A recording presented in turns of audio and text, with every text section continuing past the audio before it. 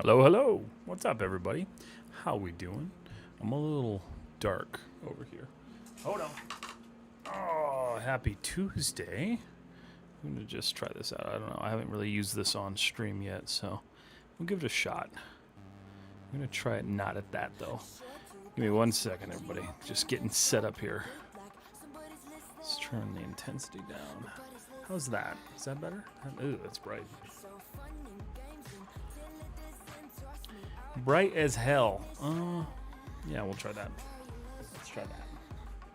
That's actually really solid. I like that. Okay, cool. Well, hi everybody. Let me go ahead and get Instagram started here real quick because I didn't do that. Let's see. What we got? Go live. There we go. Always tends to take forever. I don't know why. Okay, cool. And we're live on Instagram. Hi, everybody. Happy Tuesday. Change the music up a little bit and turn the volume down just a little bit because I need to be able to focus just a little bit. Let me do all my final checks before we call it good, and then I'll get started modeling here. Let's see. Yeah, I'm live everywhere. Beautiful. Okay, well, hi, guys. Hope you guys are having a good week so far. I've been having a pretty good week so far. I am returning to work on this thing again because this is my current hyperfixation, so I'm going to finish it to the end. I'm currently kind of working on this area here, so I've done quite a lot of build out in here. You can probably see it a little bit better with wireframe on. I know it's kind of hard with the encoder sometimes. But yeah, so we're going to be kind of focusing on this section. I'm just kind of like doing this thing in chunks and then eventually kind of coming back and like working on other parts of it. So this is kind of where I've been doing most of my work as of late. But as always, guys, if you have questions, anything like that, concerns, you don't like something, let me know. Let's talk. Let's chat. Oh, let's not do that. That's terrible. Okay, so this is kind of where I've been focusing a lot as of late, just because I'm getting rid of this block out and replacing it with more of a like functional kind of part, which is interestingly enough, I don't know how that got all jacked up, but that's fine. Not a big deal. Not a big deal. Okay, so that goes, this goes, obviously, this stuff's all getting deleted out. I'm going to just kind of mirror this over, get this all set up, and then kind of start building around it. Until this piece no longer exists, because that is the end goal there. I also don't know why that is still actually there, but no, who cares. Alright, Control D. I'm going to center that to world. To world, please. There we go. Let's go next one. Make sure that's all fine and dandy. Yeah, that's much better. Cool. Live in other platforms. Yes, I am live on here, I'm live on YouTube, and I'm live on Twitch. Much better view on Twitch and YouTube. And if you care about it, much better revenue for me on YouTube. So go to YouTube. YouTube's better. But yeah. So let's see. Quick updates to get out of the way because there's quite a few people here already. So the next live class is tomorrow, Wednesday. So if you haven't already joined as a member and gone through the first section of the first class, be sure to do that because tomorrow we're going to be going into the detailing portion of the M79. So that should be fun. But yeah, so that's tomorrow. I'm going to post one more kind of announcement for it in the morning, just to make sure people know that it's happening. The stream is already scheduled, so if you're on YouTube, you can see it on YouTube that it's already there and kind of ready to go. And this one will be for members only, so just keep that in mind. Okay. Let's see. What? Yeah, it's right here. Over here. Yeah. Yeah, I got it.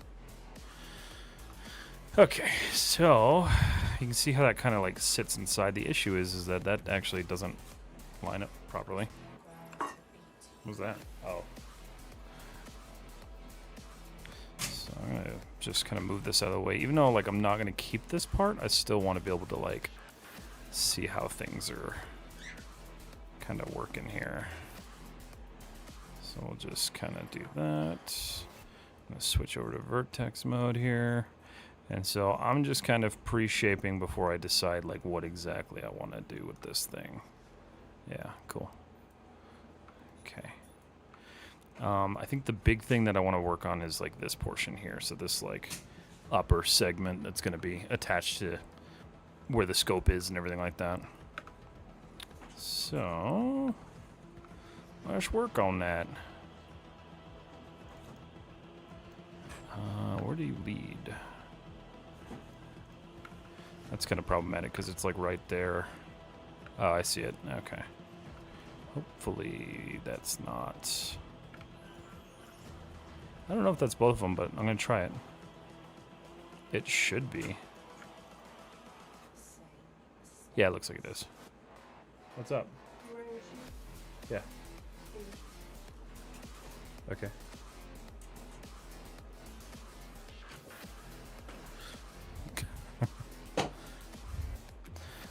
Alrighty, cool. What? Oh. Oh, I thought you... Okay, that makes a lot more sense. I thought you were just, like, demanding to take my shoes. I'm like, that's weird. Well, good. I'm glad you got the spider. Okay, so... I think, yeah, this segment's what I'm going to do now. So I'm going to take all this stuff.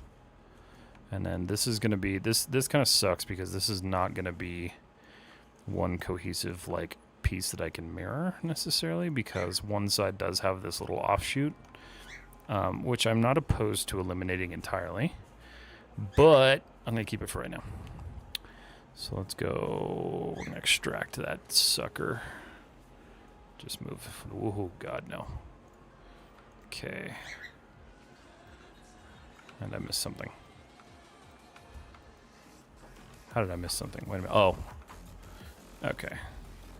Edit mesh. We're going to do extract. Burp. Okay. And as always, guys, just in case you're wondering, yes, you can ask questions. Don't stress about that. I'm not going to turn you away.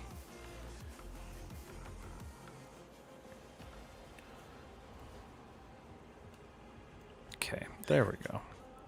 That's good.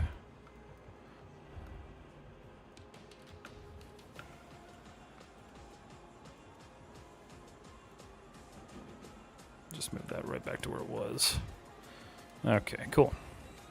Once. Where did that just go? What happened? I don't know what happened there. Weird. Okay. Cool, cool. Anybody working on anything cool tonight? You guys got any projects you're working on? Anything you're all excited about? Movies? Any movies? I'm actually kind of excited to go see the new Spider-Man. I wasn't initially, but it sounds like it's actually really good, so might have to make some time for that one. How do you earn money? Lots of ways. I actually have a regular job, but most of my money that I make off of this stuff comes from YouTube. So, yeah.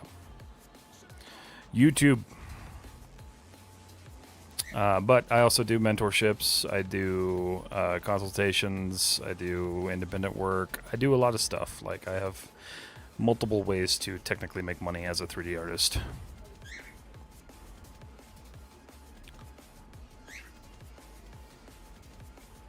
And keep in mind, too, like, that's not necessarily, like, paying my bills money, that's, like, extra money. I pay my bills with a regular job.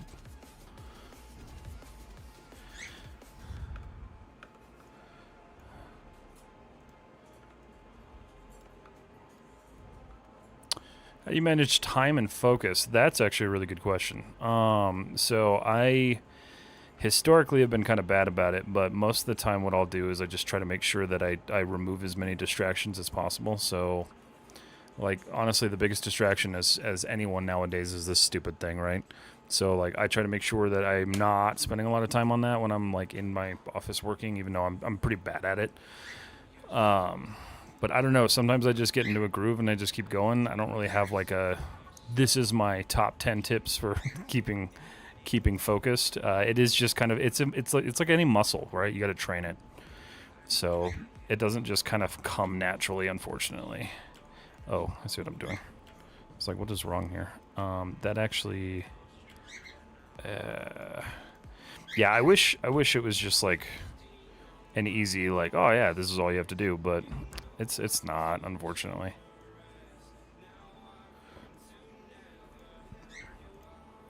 It is a muscle, you gotta train it.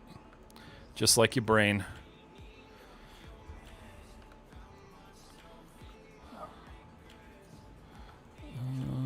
Let's do this. Cool. But I will tell you, like, leaving your phone out of your office or something like that, like, separating yourself from, like, whatever distractions you may have, like, whether it's social media or whatever, like, that's going to be your best thing that you can do right off the bat to kind of save yourself the frustration of not being able to focus. Because, yeah, it's tough. Like, short-form content has ruined people's attention spans, and it's not necessarily, like, people's fault. It's just the way social media has been built. So it's just finding those techniques to kind of get out of that funk. That's why I'm not a fan of short-form content. Even though I make it because I have to.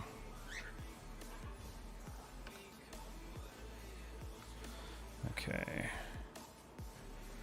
So, just trying to kind of figure out, like, how I want to structure this. Honestly, you know what? I'm going to get rid of the weird lump part for now anyway. I might keep it. I might bring it back. I'm not really entirely sure what I want to do with it, but I'm going to nuke that for now. And then start over from there.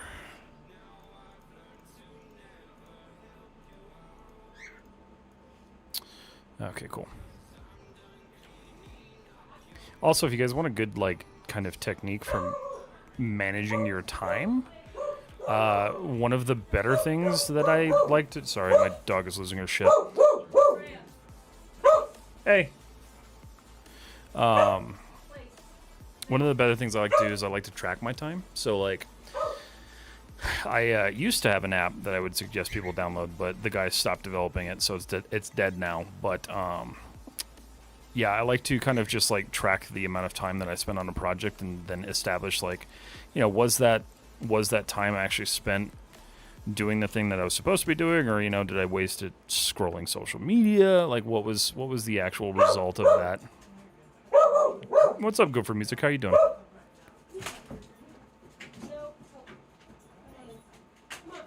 Hold on.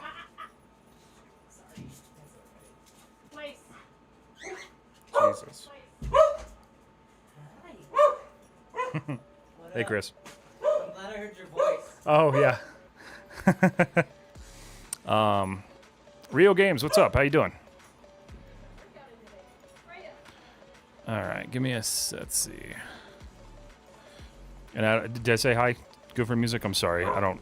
My attention span today is like nothing, and my dog is losing her shit right now. Is that coming across pretty heavily? Yeah, it is. It'll stop. There's just a person over she's not used to. But how are you guys doing tonight?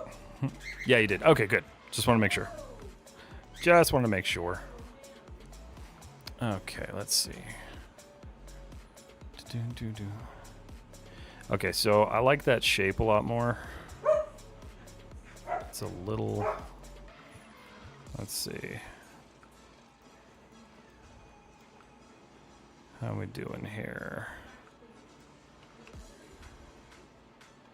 Okay. I'm gonna go ahead and seal this thing up now.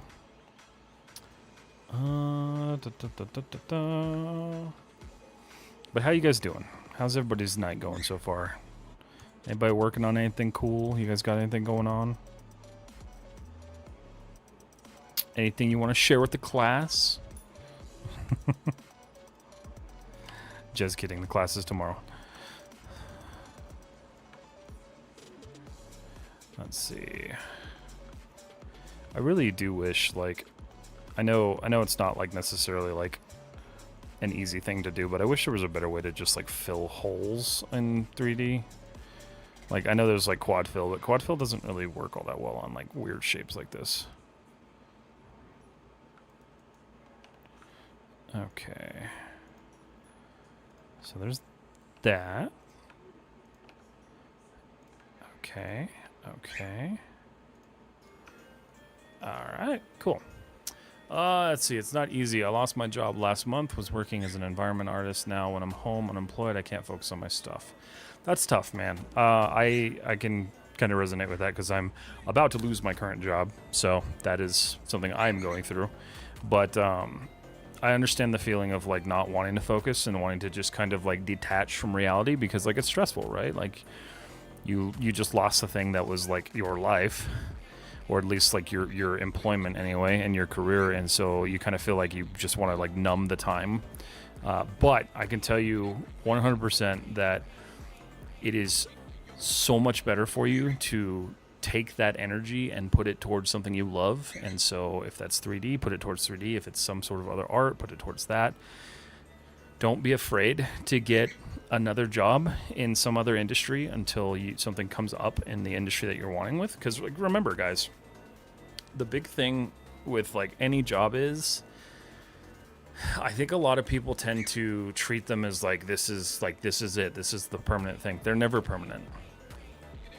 Jobs are never permanent, and no matter how like secure and awesome they feel, they're never permanent. So treat a job just like they would treat you. You're just as much in the market as they're in the market to save money or gain money or whatever, or change employees, whatever. So when it comes to it, like, always be open to finding something new. And if you can't find something in the career that you want, just look for something outside of it until something opens up in the career that you want. Don't stress so badly about having to stay in the industry, especially because right now it's tough, guys. Like, it's tough. It's not easy. It's super difficult to find jobs anywhere. It's just a really tough space. So I implore you to spend time on your personal projects. I implore you to like make sure you're using your energy to not numb the time with like games and TV and movies, but try to mix in working on personal stuff and working on growing your skills, because that's what's gonna kind of help kind of sustain you. Because if that's what you love, then keep at it, man. But that sucks. I'm sorry that you are in that position, because that's never fun. Constantly battling between fill hole and bridge in Maya. I hate the fill hole. Just running fill hole, multi-cut, connect components. Yeah, that's fair. What's up, Timuzu? How you doing? Let's see. How's it going, Matt? I messaged you on Discord, but I'm getting about getting into the new channels for your upcoming walkthroughs. I still can't see them. Why can't you see those? That's so frustrating. I'm sorry I didn't see your message. It didn't even show up as a request. Oh, no. There it is. Okay. You said, oh, it was 10 hours ago. Okay, so I didn't miss you too long. All right, let's see. Okay. So you still can't get into them, but I see you as a member on YouTube. So that's really frustrating. Why can't you see those? Let me do some troubleshooting real quick here. Let's see what happened here. The underground. I might have to message Sharky and figure out what's happening. Permissions. So Patreon, YouTube Premium supporter, and you are a high visionary. Or no, you're just a visionary. What is your? Does it tell me what your membership is? It doesn't. That's okay though. Let's see. So that's. Those can all view the channels. Ah, man, I don't know why those are busted. It's almost like it's not syncing. Okay, I will do another check through and I'll see. But at least I've got your message now, so I will contact you through Discord. I'll get you set up, man. Sorry that keeps happening. I don't really know what's going on there. They should just be linked to YouTube. I don't really know what the problem is. Lurking whilst working, enjoying the class stuff so far. Yes, actually, it was a lot of fun. It was a ton of fun. We got quite a bit done, actually, on that last one. So I'm a high visionary, but much appreciated. Yeah, of course, man. I'll get you taken care of. And then for anyone else who's here as a member on YouTube, if you guys are missing access to the Discord channels, can you just shoot me a message on Discord and let me know? You'll have to like request it, but just let me know. I want to make sure you guys have access to those before the class tomorrow. Land Visual, what time zone are you in? Are you whereabouts are you? Just so I know like when to expect messages from you. Because I don't know if I'll get to it tonight.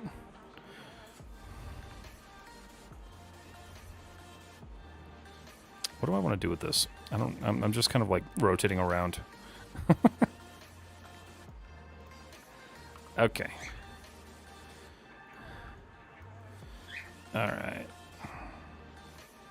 I see what I want to do.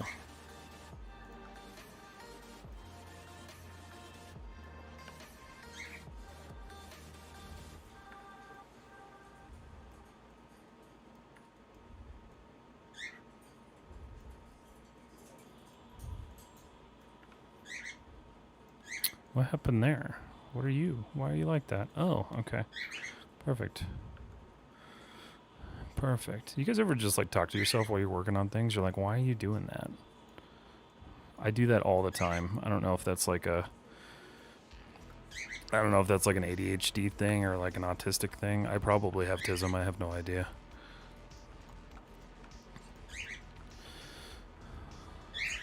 I feel like you have to be a little autistic to be like a 3D person, right? My derangement syndrome. Don't lie, you do it to yourself too while you're playing in Blender. You talk to yourself. Everybody does it. Honestly, sometimes I think I made a bad decision coming into this industry. It's been like 3 years and I never saw it stable. It's not stable. It's not stable at all. Keep in mind though, I hate to say it, but most industries are not stable anymore. I work in one of the most stable industries out there, and it's falling apart right now. The market for jobs is kind of collapsing under its weight. Oh, that looks like shit. I gotta fix that. Yeah, the market for jobs is just kind of collapsing right now because companies are prioritizing massive profits over actually having a functional company. And so it's happening everywhere. It's definitely not just 3D. 3D has always been a little bit more unstable because it is an artistic job. The arts are never valued until you die, which is really frustrating. But yeah, I don't think you made a mistake. I think it's just a rough time in the industry, and you know, it is one of those things where like you do have to decide like what is the next move, right? And like, do you need to start something on your own? Do you need to try to find a temporary company to work for? Like that's the big thing. I have always been a huge proponent of like having a plan B. Even though I don't like it, right? Like I don't like the idea of having to have a plan B because I want my plan A to work, right? Like my plan A was 3D. But every single time I've decided to jump into the industry, it's been on fire. So the big thing is just have some sort of backup that you can go to.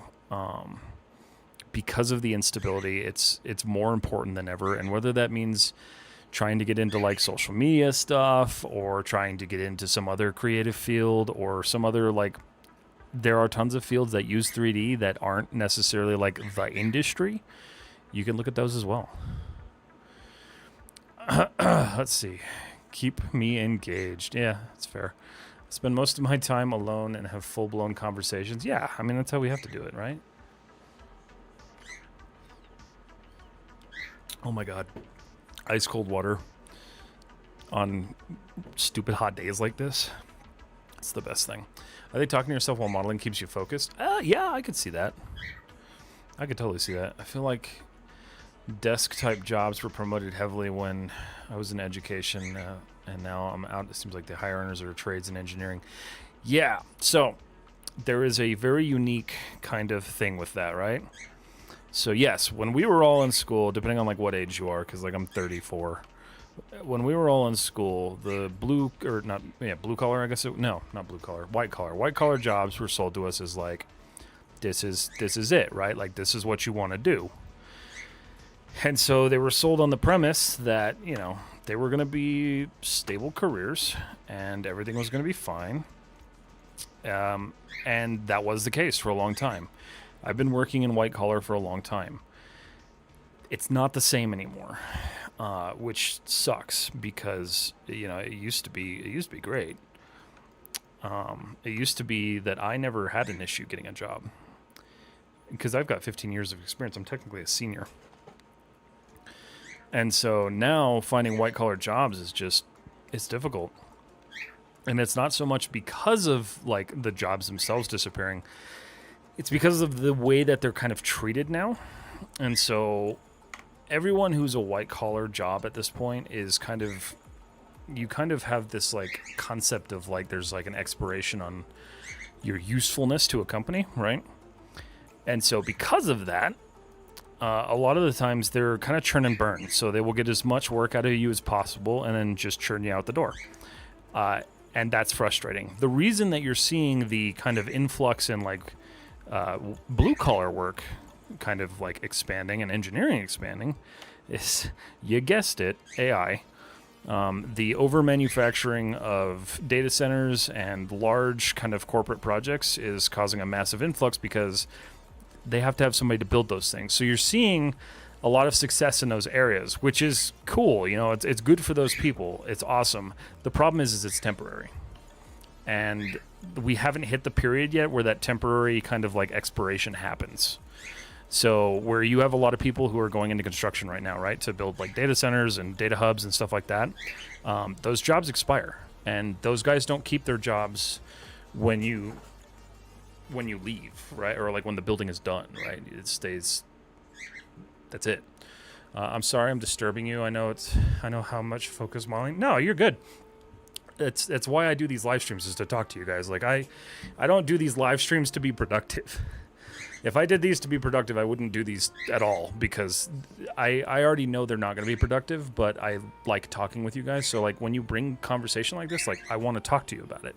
So never apologize for bringing something up. That's okay. Oh, let's see. Do I work in the 3D industry? I do not currently, no.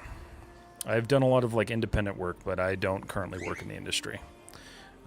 Mainly because when I graduated and like when I was trying to get my start in it, the first collapse happened in 2008. And so, yeah, I just hadn't tried since then. But now I'm kind of being forced out of where I am, so I'm trying to make it work. I'm hoping it'll work. We'll see. But that's the hope. What's the sound behind me? That is a bird. He's making a lot of noise today. I don't know if you can see. Let's see. Hold on.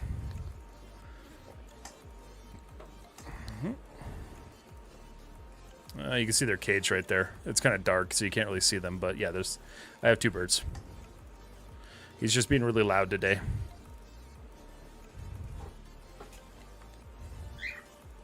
Both of them, apparently.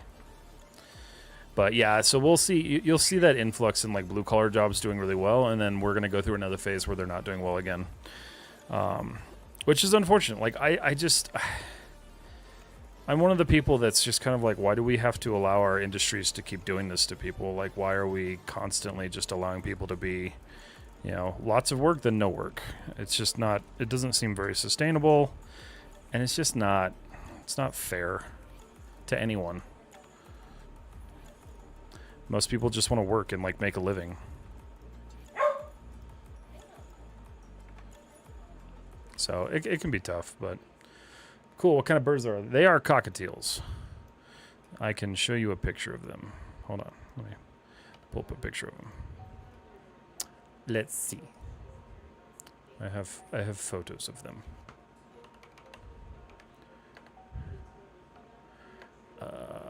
Didn't I? Oh shoot.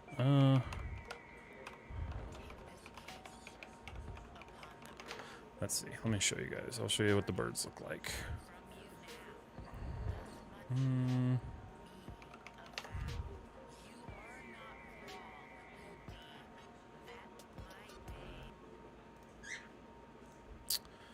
Alright, so here's our birds. So this is Tiki. That's the one that you're hearing. And then the one that you're not hearing is Miso. Let's see, where's a picture of Miso? That's Miso. So she's just a little bit more yellow. But yeah, that's who you can hear behind me.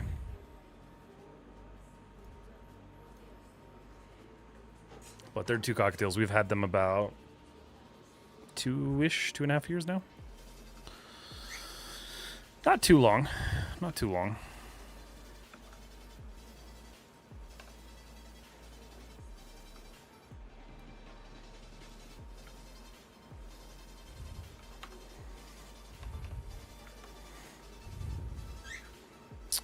Do you come live daily? No, I don't. So currently my schedule is every Wednesday and Friday for my regular live streams. I'm sorry, Tuesday, Friday. Tuesday, Thursday. My God, the brain's not working today. So Tuesday and Thursday are my live streams, like my regular live streams. And then Wednesday are my live classes for members. So I'm technically live 3 days a week, although one of those is only reserved for YouTube members. So, which again, guys, if you guys want to be a part of that, just join as a member, and the next class is tomorrow. So. Let's see. They don't want you to stream today. They never want me to do anything. This little guy will just like actively make as much noise as possible when I'm in important meetings. And so I'm sure everybody at work thinks I'm probably kind of crazy because like I'm constantly like muting and unmuting just because like I don't want them to hear him making so much noise. The joys of owning a parrot. But I love him. Let's see, that's a superb pet. I love the ambience they bring to your streams. I'm glad you feel like it's ambience, because I feel like some people would get annoyed, but that's good. That's good. I'm glad that you're not annoyed by them. I think they're pretty cool. I would have much bigger birds if my wife would let me. But we compromised.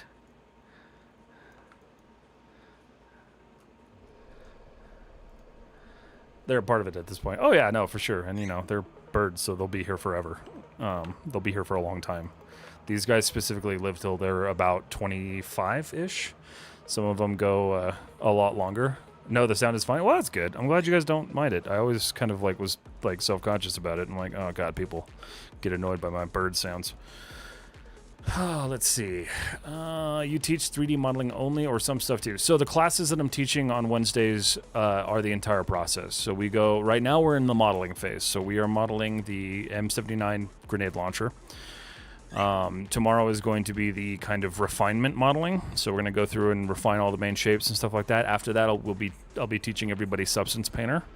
So we'll be going through Substance Painter, learning texturing and all that stuff. And so the other thing too is I've kind of structured the classes in a different way. So if you decide that you don't want to learn the modeling portion, at the end of the modeling portion of the class, I give all of the members access to the model that I built during the class so they can use it and learn with it. Or just if they want to take that model and move on to the next portion of the class and just learn that portion with me, they can do that too. So it's kind of like a double whammy, right? Like you can pick and choose what portions of the class you want to come in on and learn. And then that's how I'm kind of structuring them. Painter when? So Painter will probably be 2 or 3 weeks from now. Maybe sooner if I do extra classes.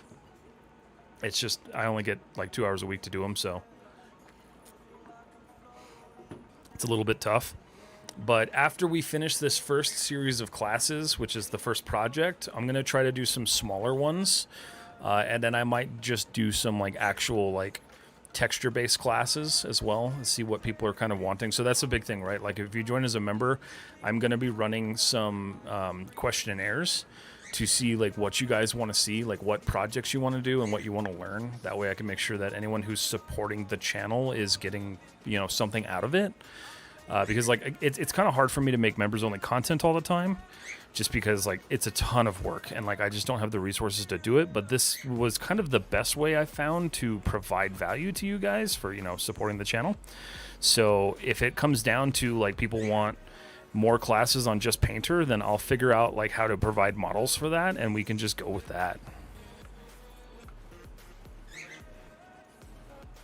I kind of built them so they're like as customizable as they can be without being like an actual mentorship. And then of course, if you guys want to do one of my mentorships, you are more than welcome to like reach out to me and we can figure out what you're trying to learn and what you're trying to grow with, and we can go from there as well. So please make a post before you do substance. I want to join then. Okay, cool. Yeah, I try to post like twice before each class. So just keep an eye on my stories on Instagram. And then I didn't post this week to YouTube in the members section, or not the members section, but the community section, but I'll make sure I post tomorrow. I try to keep up with posting those, although I don't really know how many people like actually pay attention to those. But yeah. So there will be plenty of opportunity to learn other things as well if you guys are looking for that too. Okay.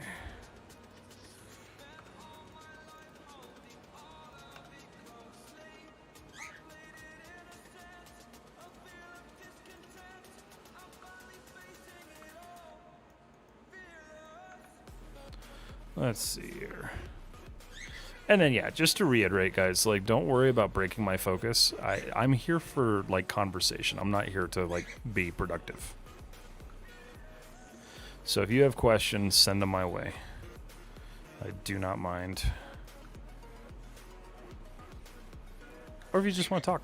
Have you worked on any games? No, I actually haven't worked on any games. I primarily do film stuff. So, like, most of my work is, like, film VFX things. So yeah, I haven't done any games, so to speak. I have worked on movie sets, but I have not done games.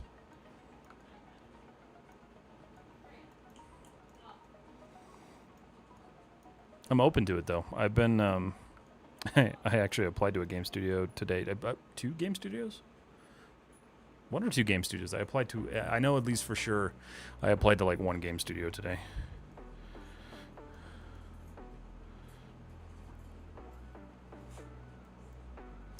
Let's see. I'm already the UV mule for my work. Hit me up if you wanted to sort out just getting some models for texturing classes, as long as it's not a whole building or something. No, that's fair. That'd be cool.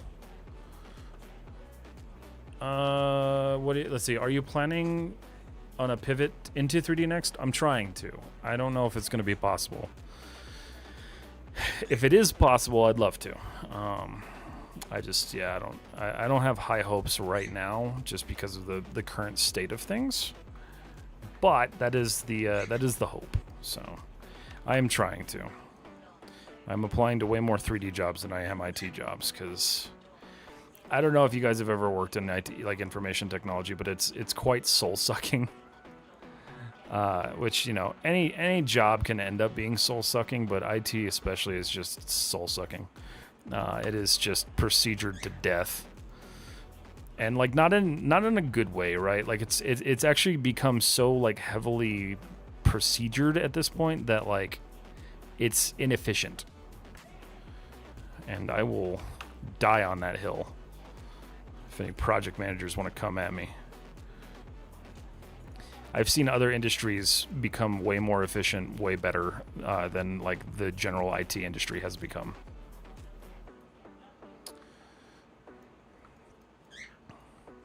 Yes, sir. What do you mean?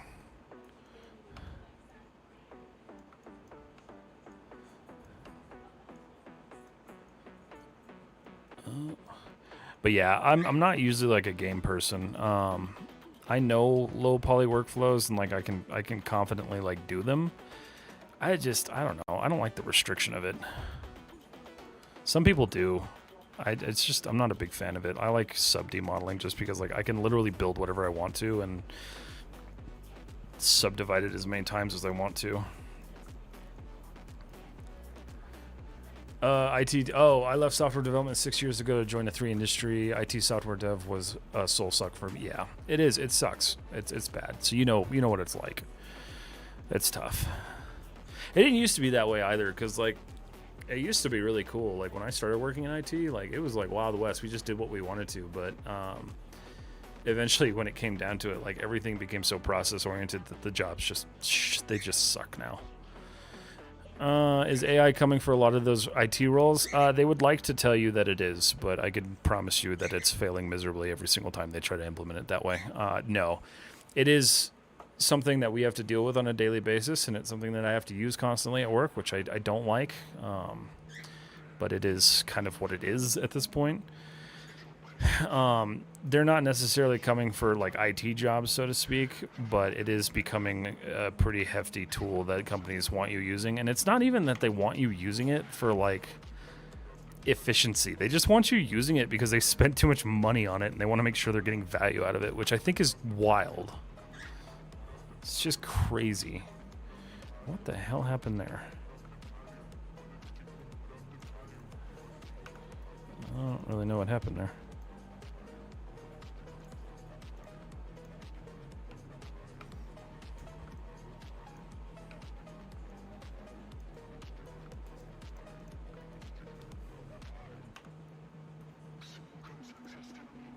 That's weird.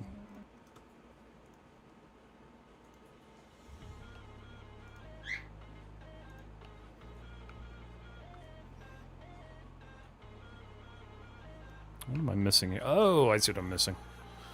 It's like, wait a minute.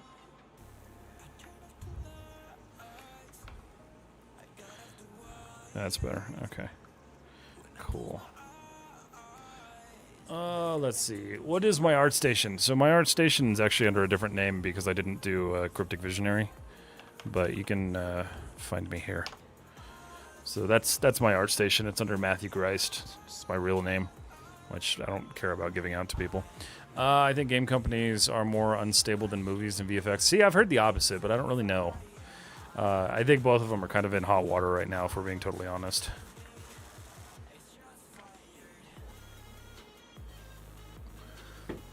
People who want to implement AI are usually higher ups that have been sold to. No, it absolutely is. Like, as somebody who has worked in IT as long as I have, I can promise you that's exactly what it is, because I went through the cloud phase, the cloud fad. Like everybody wanted cloud, everything had to be cloud, and now we have AI, and everybody wants AI, and how do we put AI into this? And like it's the same song over and over again, and it'll get implemented. And it'll get used, but it's not going to be anywhere near what they were promised it was going to be.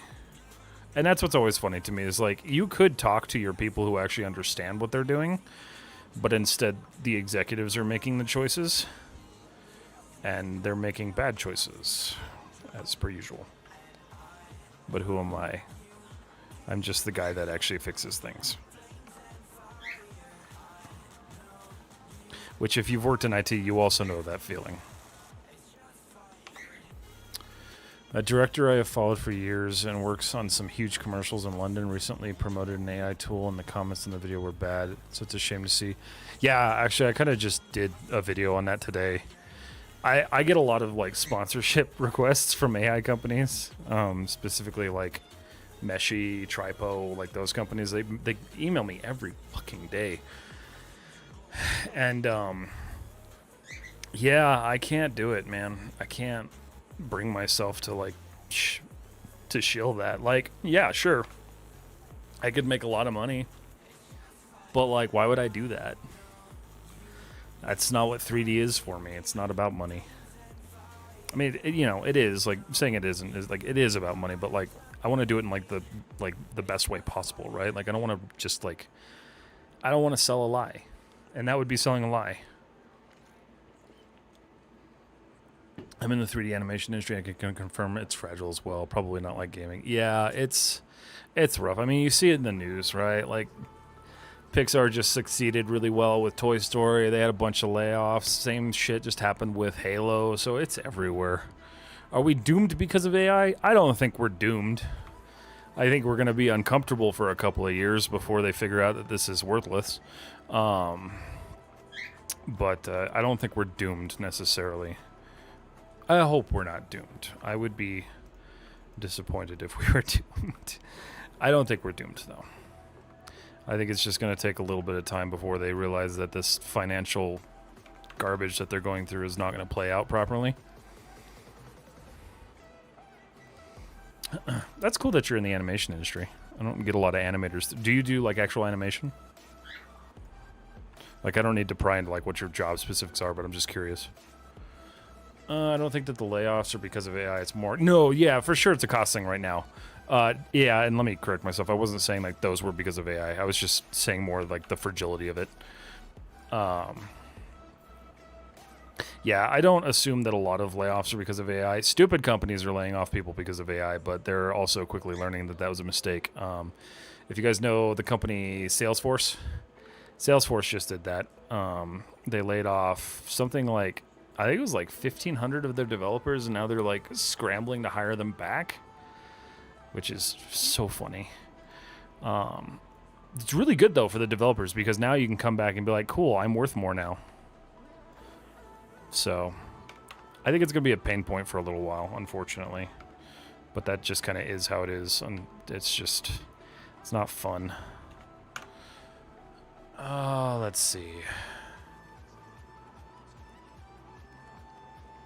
I figured letting go of crunch workers were part of it for Pixar. I don't know. They didn't really confirm or deny that, so. It is a good point, though. I don't do actual animations. I'm a modeler, texture arts. Oh, okay, cool. So you're just in the kind of that industry. Well, that's cool. Let's see. How come you're always smoothing your mesh? Because I like to work and check. So, like, my big thing is, like, I always like to go in and just, like, see how it's looking while I'm working on it. It's just I don't know, it's like a weird pet peeve that I developed over time. But because like I always smooth my meshes when I'm done, so like I always want to know like what they're going to look like and see like where my issues are. So yeah, that's why I'm always like kind of like bouncing and smoothing and stuff. Because for me, I just want to make sure everything's kind of working the way that I want it to. So like... For instance, like that's a good example right there, right? Like that looks fine, but then you smooth it and it like sinks in. So don't like that. I also realize that I'm just kind of dragging edge loops here instead of just using, what do you call it? The bevel tool. So let me just back some of this work out here. I got ahead of myself.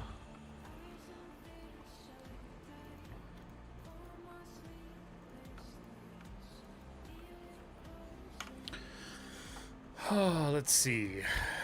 When will the next Substance Painter video be released? Are you talking about like the beginner Substance Painter videos? Because that series is kind of done. I could tell you I won't be releasing one for the next 4 weeks because of certain things that I have to do. But yeah. I will eventually, on my live training sessions, we'll be going through... Substance Painter, but that'll be kind of the next thing. Let's see. 3D for picture is a bit different than 3D for games. Both can be complicated in their own ways. One plus is we don't need to bake or do high-low poly. Yeah, for sure. That's how it is. We got to use 16K maps. I don't know. I like UDIMs and I like high-resolution maps. Like that's my bread and butter. So that's why I do it. I don't like being limited.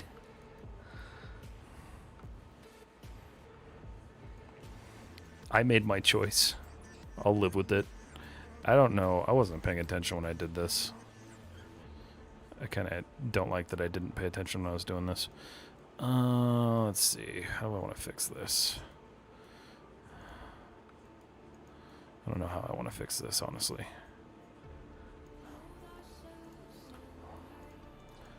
Oh, yeah, okay, that'll work. Okay. So you go where? What do you do? Okay. So that one I can get away with. Just doing this. Boop. Cool.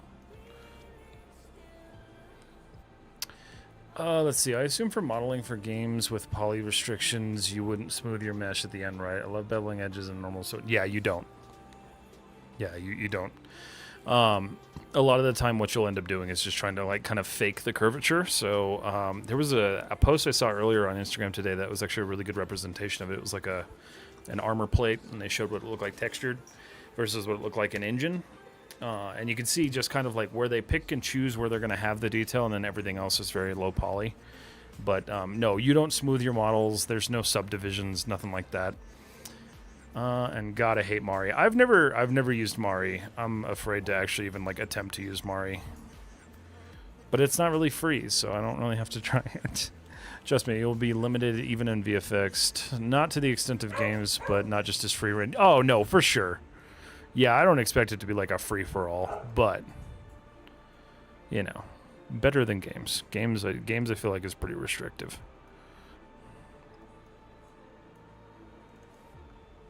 Where do you go? You go right there. You branch down and across. Okay, cool.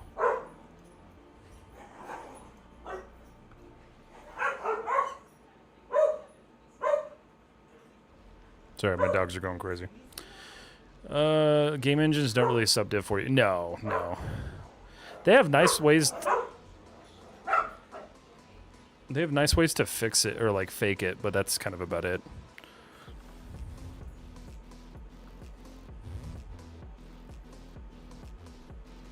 Trying to figure out what I did here. I don't really know what I did here.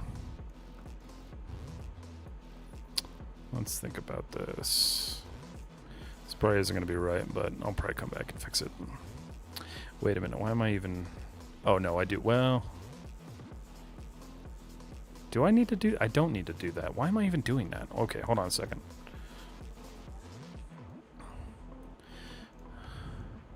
I do still partially need to do that, but not entirely, because the section needs to go across, and I didn't do that.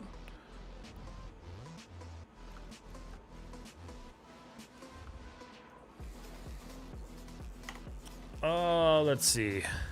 I also tend to hit 3 and 1 every once in a while to see how... Yeah, exactly. I think for me it's... Jesus Christ. For me it's just like a troubleshooting thing, so like I just constantly do it so I can like see what I'm doing. I heard dogs barking on stream. I have dogs barking next door and down the street. Hi, by the way. What's up, Connor? How you doing? Yeah, sorry, my dogs are being butts today. It's because we have somebody over that they're not used to, so... They're being little booties.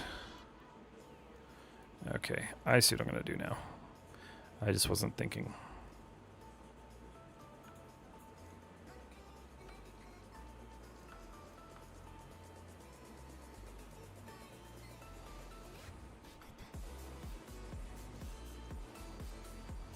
Okay.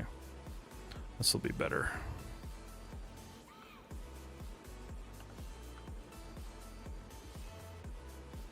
Why is that way over there? That's bizarre.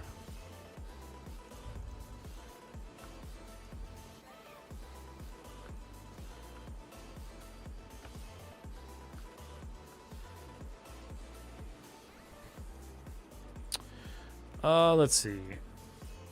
I always understood the smooth preview would be the high poly that would eventually be baked down, as long as the silhouette's roughly... Yeah, exactly. If you do baking. Like, I don't... Baking. I don't really do baking all that much. The only time I really do is just to bake my base maps. Just for substance to, like, function properly. But as far as, like, doing high to low bakes, I don't do them very often. Like, I did do them when I did the Citapati, but that was simply because I was just kind of trying to learn that workflow. It wasn't necessarily to, like, try to make it, like, super duper optimized, because that mesh was not optimized at all.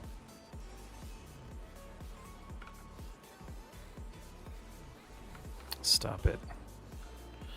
Okay. Alright, let's change this up a little bit here.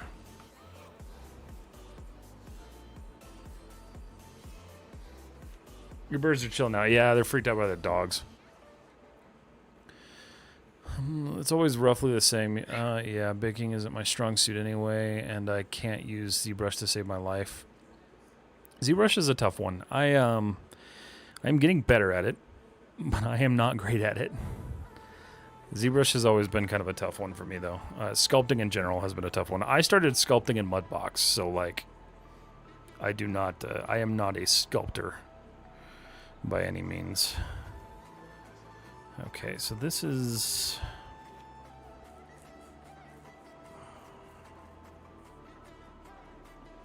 Why is this looping like that? I think is the bigger question.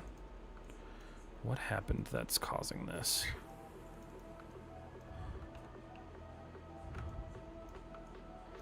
Because it shouldn't be this way. It's like that's... Oh, you know what? Hold on. Hold on.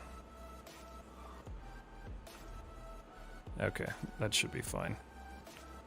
I should be able... There we go. That's what I wanted. That's what I wanted.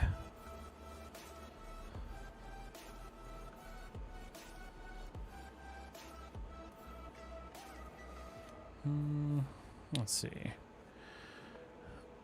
Let's see. Mobile games and VR, AR, we bake everything helps a ton, especially when you're rendering two eyes at once. Oh, no, I'm sure. I never actually thought about it that way. That's true. You are rendering two eyes at once. I've never done AR, VR stuff, so I never even thought about that. But yeah, that's interesting. That never clicked for me. Huh. Let's see. I don't understand whose decision it was in ZBrush to put the save button in the middle of the taskbar. I don't know. I'm excited to learn sculpting package, but it's just another one of those things on a huge list of 3D things I want to dive into. Oh, I feel that for sure. I have tons of programs I want to learn that I just haven't had time to. ZBrush I'd most often than not bake the normals from there. Interesting, okay. I hear you. ZBrush is such an abstraction. It has nothing to do with any of the 3D softwares, but you'll learn to love it. And not, yeah, that's the thing, is like once you work with it more, you like really start to like, I do enjoy it. It's just, I don't pick it up very often anymore. So it's like, it's one of those things where it's like, if you don't touch it enough, like eventually you start to kind of like forget it. So the muscle memory has to like come back in. So that can be kind of annoying. Why am I... Wait a minute.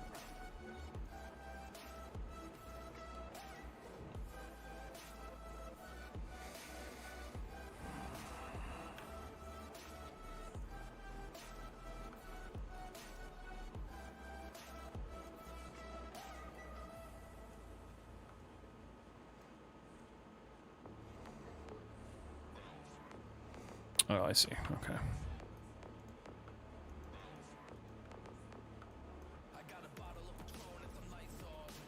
I see. Don't. Okay. Let's see. I've always been taught to make the high in ZBrush and bake in Substance. Weirdly, though, I still 100% have the option that hard surface modeling is more enjoyable than ZBrush. Yeah, and there's a lot of people who like ZBrush way more than that, and that's totally fair. Like my friend Jared, he loves ZBrush and sculpting, and it doesn't like hard surface modeling and poly modeling. So I think it's just depending on like what your passion is. I don't know. Why is that not?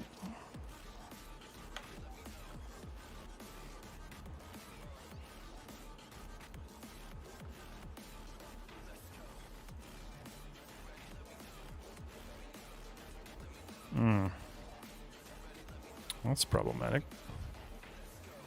Why though? Is it because I connected that?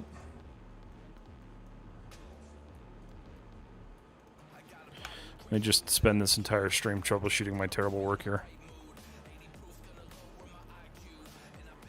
Oh, that won't link because that's linked. Right. Okay. Okay. Let's do this.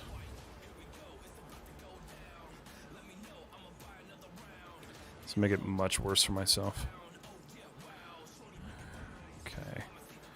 There we go. Sometimes that just helps me visualize it a little bit better.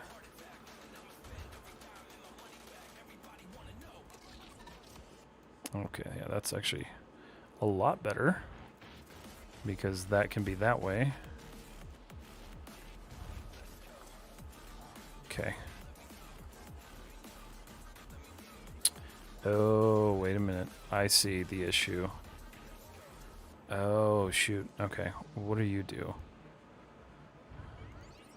Where are you running? Oh, it's this guy, actually. Well, I don't necessarily need that at the moment, so let's get rid of it. Oh, wow, there's a lot of you guys on YouTube tonight. All right, let's see. Are you making some non-manifold geo here? Always, every single time. Let's see. I bake normals in ZBrush mostly for skin detail. Then you have a million of polygons, and then you kind of have to do that. Yeah, that's fair. After completing the model you work on, how do you decide what to make next if you don't have anything queued up for next, like your personal project? I'm always confused on what to make next. That's tough because this one was like an accident, right? Like, so if we look at this one, right? When I built this, I only was building the scope. The scope was, I was just like, I'm going to make a scope. Why not? And then I was like, well, I can't just do that and not make the entire rifle. So for me, it's kind of random on how I do things.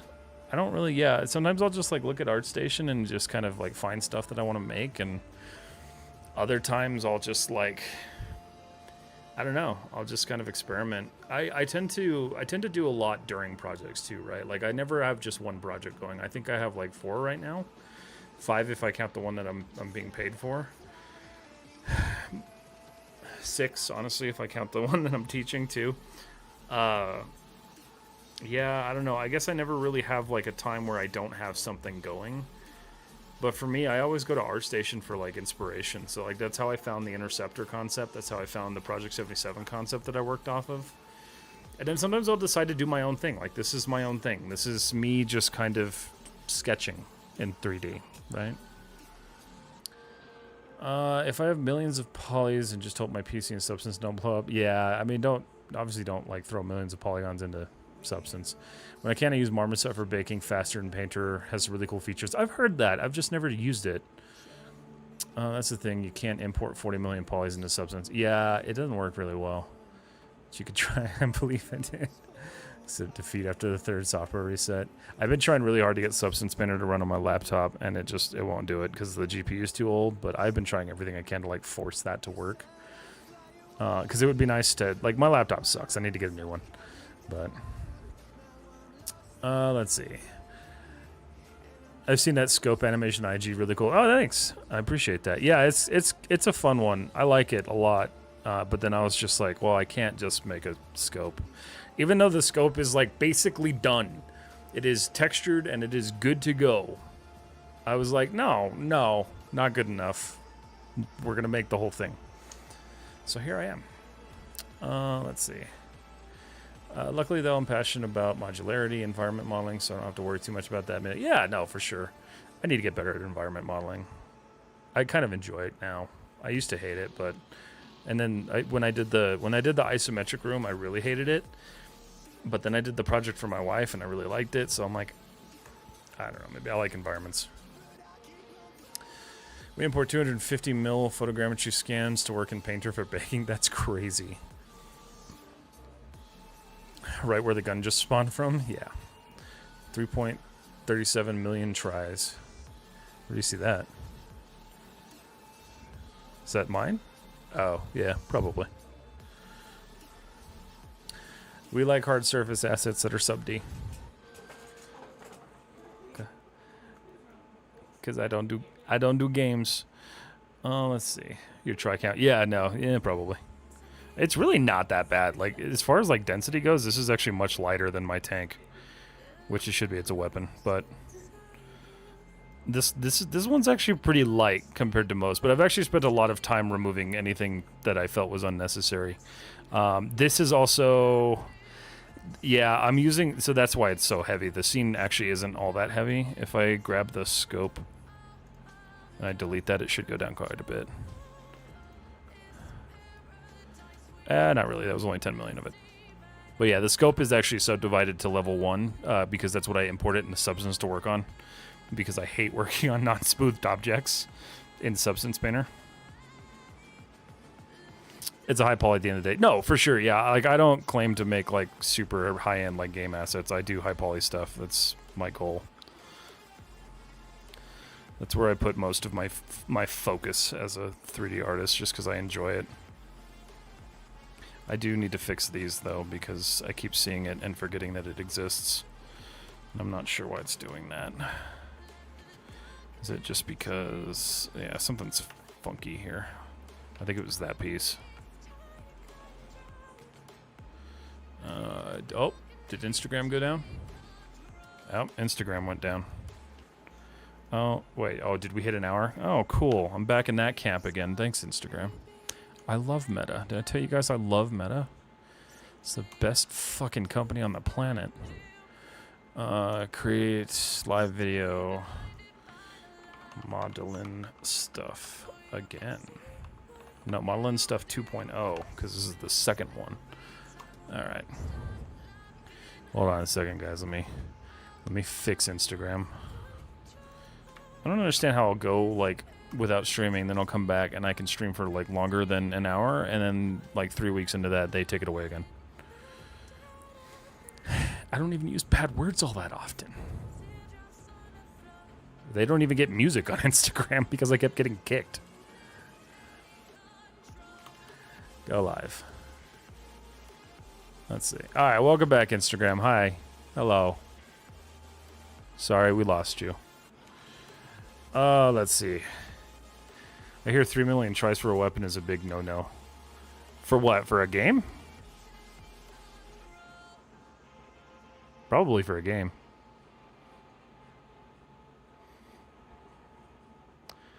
Maybe in a couple of years with Unreal 6.2, we might be able to have one weapon at 3 million tries. We were pretty close. That is just gorgeous for a game. Yeah, it's probably not a great idea. I wouldn't do that.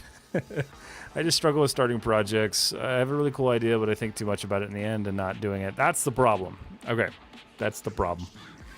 And I know this is going to sound like the most bullshit, like, self-help thing ever. Don't think about it. Just do it. That's exactly what I'm doing here. I am not thinking about this. I am just doing it, and then I come back and I change things and I do stuff. And, like, here's another example. That was a just do it.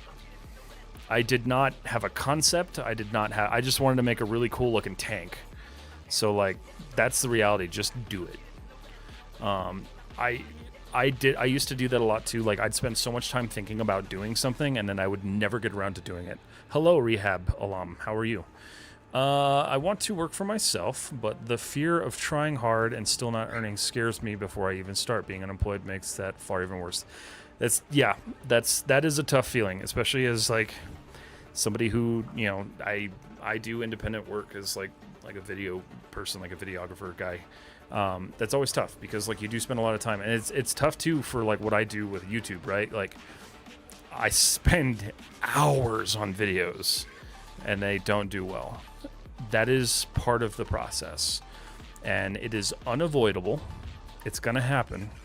But I promise you, if you spend more time doing that and more time doing the same thing and building the same thing, it will get better. And eventually that fear will subside a little bit. But I totally understand that. That's a very valid fear, for sure. Hello from Brazil. Hello from New Mexico. What's up? How are you? I always like it when people from Brazil jump in, because, like, I don't see a lot of 3D artists from Brazil. That's a nice tank. Thank you, man. I was pretty proud of this one. I really liked this one. And yeah, this was just an example of, like, my brain was like, hey, let's make a tank. I'm still in the process of, like, rigging this thing, which has been both fun and terrible. Mostly this part has been terrible because I fucking can't. Just getting the expression to keep the treads in line was a pain in the ass. But yeah, this was one of my favorites. This was definitely a highlight from last year. I like my tank. It was a fun project. But yeah, just do the project, man. Just do the project. Don't overthink it. Overthinking is kind of like poison when it comes to being an artist. Any sort of artist, not just a 3D artist. Let's see. Meta is just gorgeous. Just the best, man. Just spent 4 years learning UE5. Last thing I want to think about is UE6. Oh, it's okay. They won't adopt it for years. I don't even want to think about how you would rig that bottom part. It's awful. I had to learn Python. And I'm pretty sure I butchered the hell out of it, but it's rough. The expressions for the tank treads. And so currently my issue, like the reason I haven't finished that thing yet is because the script that runs, right, the expression that runs when the tank is moved. So currently I can pull the tank forward and I can move it backwards, and that tread works perfectly. The problem is that the wheels don't rotate with it. So adding that wheel rotation into that, and then on top of that adding the spring set, like the setup for like the suspension and stuff, I am so out of my range when it comes to rigging when I'm doing that. So that's why I shelved it for a little while. But it moves. I think that riggers I have at work are gods. No, the people who can do that, I don't know what level of ADHD you have ADHD to have that, but those people do things that I don't understand. It's crazy. We have fellow artists from Brazil. Really complicated area in our audiovisual in our country. I love 3D work and cinema because of this, but never worked at a big 3D project like some VFX. I see. Okay. So there's just not a lot of work out there?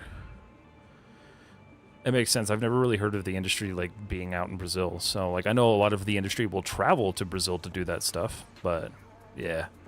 Can you review a portfolio? I don't unless it's a dedicated live stream, like a dedicated portfolio review stream, but you're free to join our Discord and submit it in the portfolio review requests, and I will get through them when we do a live stream. I just don't have one scheduled currently. Your answers are really helping me with my anxiety. Thank you. Of course, yeah. I'm glad that I can help. Like, if you have any questions, like please feel free to ask me. And like, I know a lot of people say this, but they don't live up to it. But my messages are open, guys. So like, if you feel like you need to send me a message and you need to ask a question or you're having trouble with something, just shoot me a message. I don't care. I'll answer it. I might miss it for a couple of days because Meta hides things, and so I have to go digging through certain folders to like find stuff. But I try to respond to every single message that I get. It's really important to me that I do that. Let's see. I want to develop a short film, and I have time, something like 2 years working. My biggest challenge is with organic modeling, like human body. Always a big challenge. No, that's tough for sure.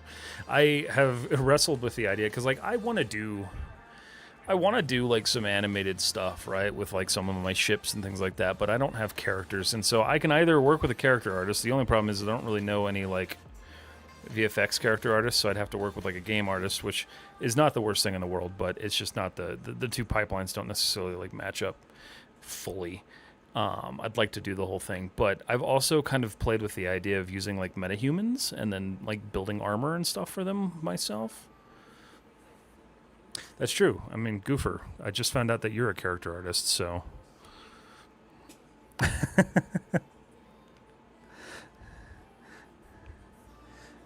I don't. Do you have Instagram, Goofer?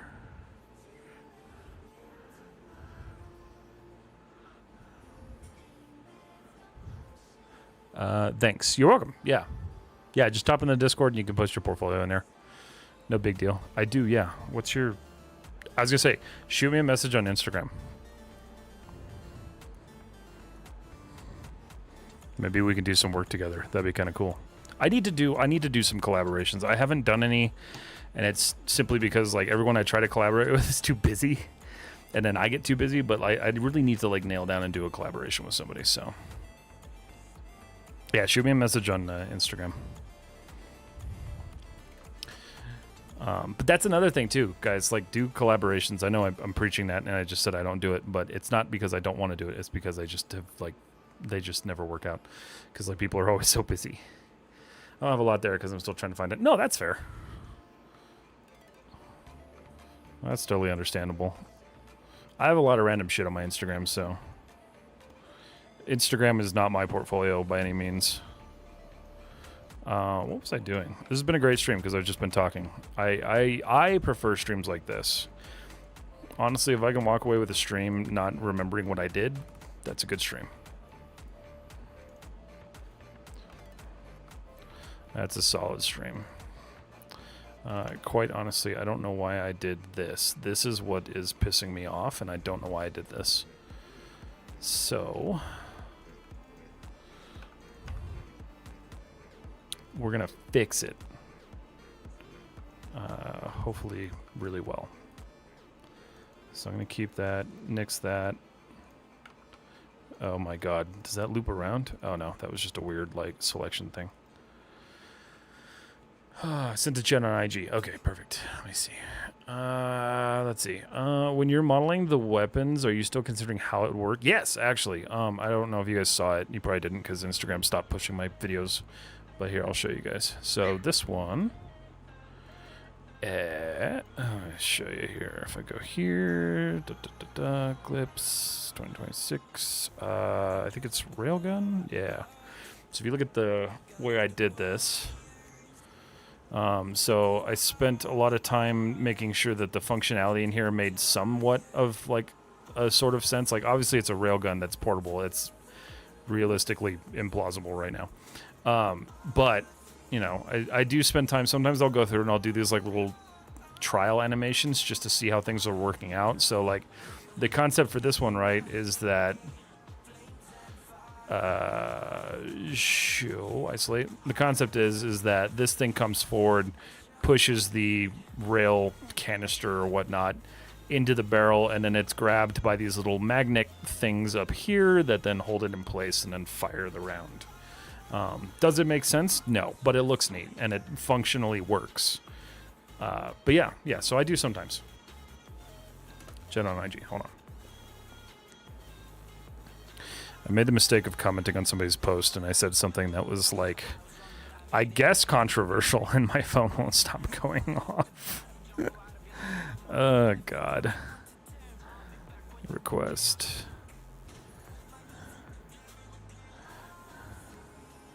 General. I feel like I've seen your work before.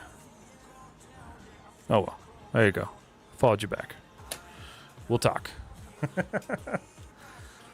Looks like a really neat sniper I'd carry around. Star says, yeah, so like that's kind of the, I don't know, I get a lot of inspiration from that game for some reason, even though I barely played this stupid thing. The other functionality that I want to add to this, which I'm not super sure how I'm going to do, but I want to be able to have the barrel actually sit back. So I want to create some sort of like port back here that just takes this entire like segment of shit and like moves it to the back of the rifle. That's the hope. That animation for firing would only last like 3 to 5 frames, making it easier. Oh yeah, for sure.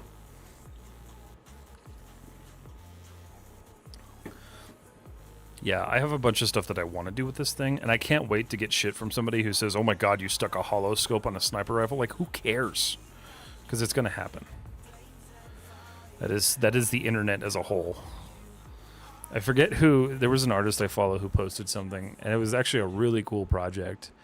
And somebody was like tearing them apart because like engineering wise it made no sense.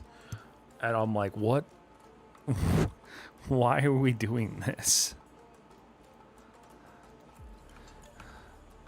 The internet's a crazy place if you decide to ever get into the realm of like creating content for the internet.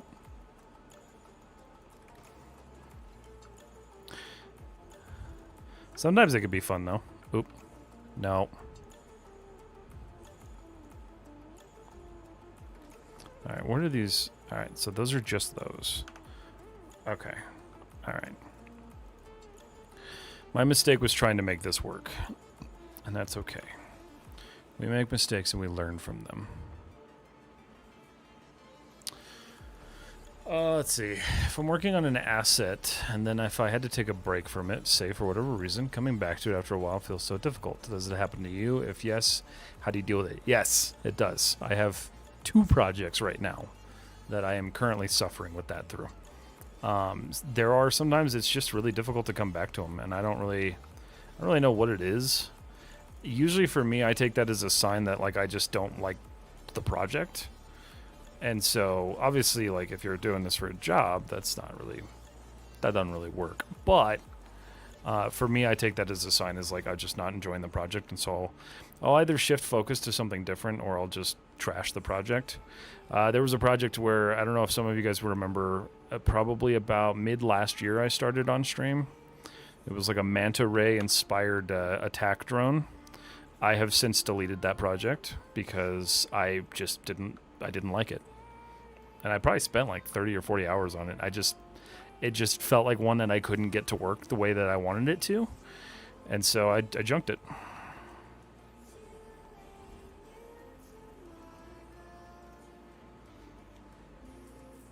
Talking about a personal project. Oh, yeah. Yeah, if it comes down to that, like, if that's a constant feeling and you're really not enjoying the project, unless you have a really valid reason to stick with it, just delete it. Go do something else. But if that's with every model, then that's kind of more of an issue with, like, focus and kind of establishing, like, what the reason is, like, what's keeping you from wanting to focus on those projects. And so I know this, like... It's kind of like a tough one because like a lot of people will ask like, well, you know, like what do you do in that period of time when you're not like in your office working on stuff? I try to work on this like whenever I can. So what I'll do is like, say my wife wants to hang out on the couch or something and she wants to watch like one of her shows. I'll sit there on the couch with my laptop and I'll just remote it to my desktop and work because I don't like necessarily taking elongated breaks. And it's probably not the healthiest thing in the world, but, you know, I don't know. It works for me. But if you find yourself constantly being kind of, like, frustrated when you come back to a project and it's not every single project, then just junk the project.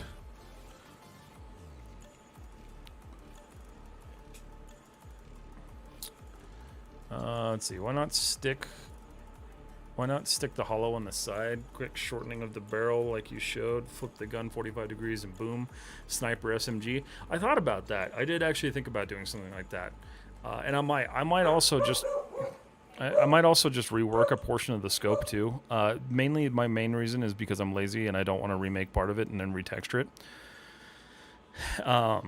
But the thing with that scope is I wanted to make it kind of like modular, right? So like if you wanted to, you could like snap sniper optics onto it or something, or like a long range optic.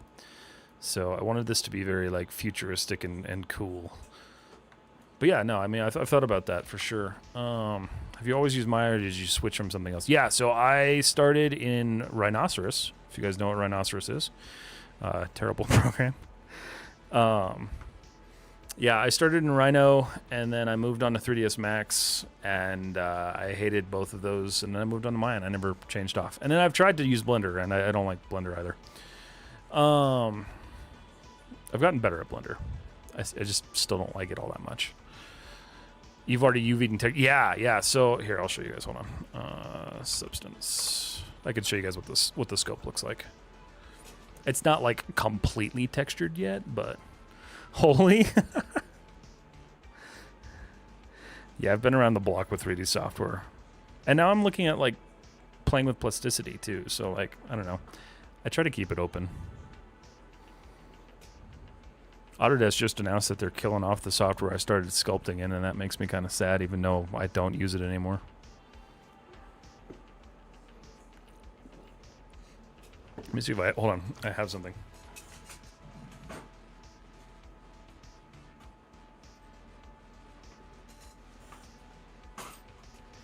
Let's see if I can find it. I have a couple of them. Oh yeah, here we go. So this is...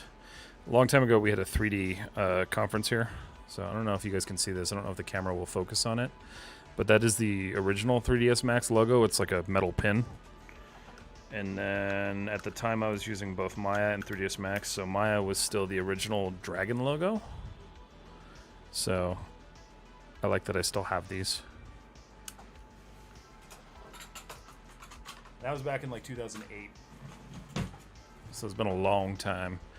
Let's see. All right, close. You guys wanted to see the scope. Recent files. Stag was the last thing I worked on. Scope. I started with C4D, Blender, and then Maya. Oh, okay. Oh, man, C4D. That was...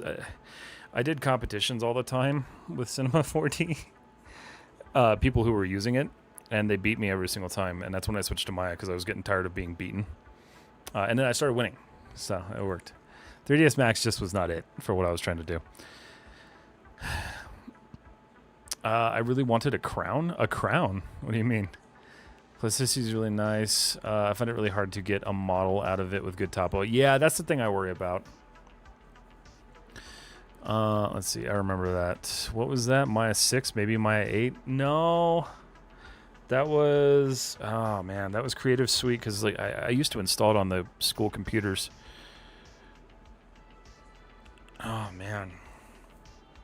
Maybe it was. I mean, it was still owned by Autodesk, so that was 2000... When did I go to that conference? I think it was 2009 that I went to it. It was Motion Conference. I think it was put on by Sony ImageWorks because we actually had a branch of Sony ImageWorks here in town for a long time, which is crazy because like to have a VFX like studio hub like that in Albuquerque, New Mexico was wild. Yeah, so this is the scope texturing so far. So the scope is basically all done, and I'm gonna try a new little workflow here. I don't know if it's gonna work necessarily, but I'm going to try to just import the rifle with the scope on it and hope to God everything stays on there and then just transfer stuff. So yeah.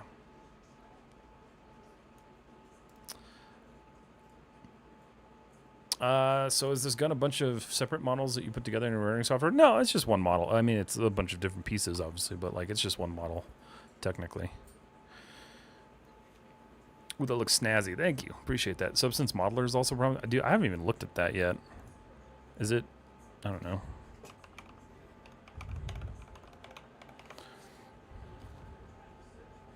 Wow, the AI advertisements. I love that. 3D Modeler? Yeah, I haven't looked at that at all. Oh, even better, it's on Steam.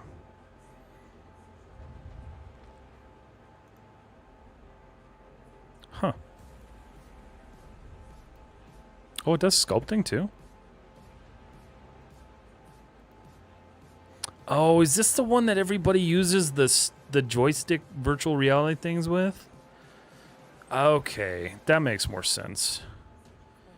Interesting. Huh. Yeah, I've never played with that. How much is it? That's why I've never played with it.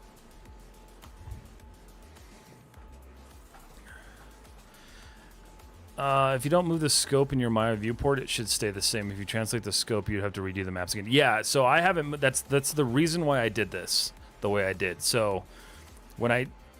wait, is it the way that I did that? It is the way that I did that, but technically what I can do is I can just reopen the substance export and then just put the rifle in it and then do it that way. Yeah, I think that'll still work. In my brain, it makes sense. Whether or not it's actually going to work, we'll see. What do the UVs look like on the whole model for the scope? Here, I could show you. UV editor. I think it's like 3 tiles? Yeah, it's 3, or no, well, it's technically 4 UV tiles, but these are the UVs. So basically all I did was just kind of break it down into 3 parts, and then glass is on its own tile because I don't usually use the glass maps out of Substance because I don't like them all that much. So I'll rebuild them in Arnold, or well, Hypershade and then Arnold, but for Arnold, and then yeah, so that's the UVs for that. Looks like Rhizome. It is Rhizome. I do not UV in Maya anymore.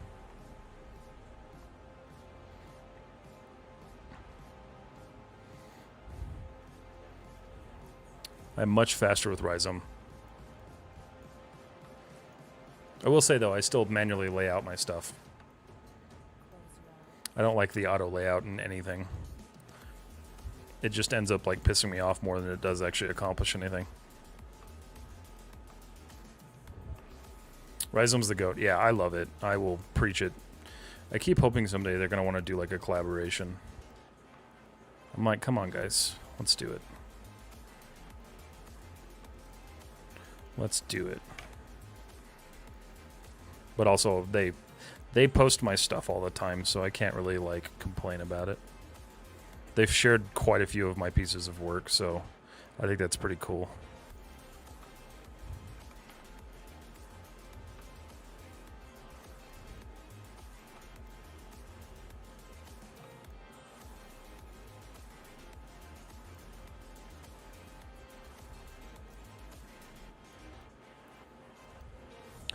See, kids, this is why you don't get ahead of yourself, because you end up doing stupid stuff like this. Okay, so that obviously is not going to be kosher. So we're going to take this guy. I love that I have accomplished nothing on this stream. It's actually really great. I'll make up for it tomorrow. But like I said, I prefer that. The straightening UVs in Rhizome is awesome. Yeah, no, it is for sure. I feel like I know so little. Does UVs outside 0-1 space not get texture with patterns using inside 0-1? No, so it's quite the opposite. So it does, yeah, right. So when... Wait, did I read that right? Let's see. I feel like I know. Does UVs outside 0 space not get textured with patterns used inside 0? Yeah, it does. So what they are is they're called UDIMs. So it's just a different workflow. So if you go in here, right? So, oh, that's a bad example. Let's not look at that. So basically, each one of these tiles is its own set of textures, and then the programs themselves know to stitch those textures together. And so what happens is when you do this inside of Substance Painter, like I just showed you guys, they're stitched together, and then everything gets exported as a separate map. So technically, instead of one set of maps, which would be like, you know, we'll call it 4 maps, right? You actually get 12 out of this, technically 16 because of this, but you get 12 maps out of this, and then you kind of import them. That's also why one of the use cases for Substance is to export an ORM map, because you can actually really reduce your texture like footprint by using an ORM map, because you load everything into one map and it's kind of stacked, and then you can break that apart separately. But UDIMs is kind of a confusing subject for a lot of people, so it's okay. It's all right to be confused. I was very confused with it for a while. Why you don't like Blender? Why I don't like Blender? I have no problem with Blender. I really don't. I just don't like working in it. For me, it's... I've used this kind of analogy a lot, but Blender is a lot like Linux. So being a tech guy, working in Linux is kind of a nightmare because it's just not user-friendly. And I don't feel like Blender is as user-friendly as people like make it out to be. I feel like there's a lot of buttons to accomplish one task. So for me, it just kind of comes down to like not enjoying the user interface and not enjoying the workflows through it. Let's see. What I am searching to learn for this stuff is this sub-D workflow. So what I'm doing is sub-D workflow. UDIMs technically go hand in hand with sub-D workflow, just because like with sub-D you're trying to get the most detail out of it as possible. So yeah. Substance Painter, when you import the model, you got to use the UDIM workflow to stitch everything. Exactly. Yes. Yes. You've already shown me more stuff than my lectures. Man, I hate that for you guys. I'm so sorry. It honestly makes me kind of sad that people have to say that, because I'm like, you guys are paying for that education. You should be learning everything. But I'm also happy that I can teach you guys that stuff, because, you know, I think 3D should be more accessible, at least education-wise. I feel like it's been kind of like hyper-constricted.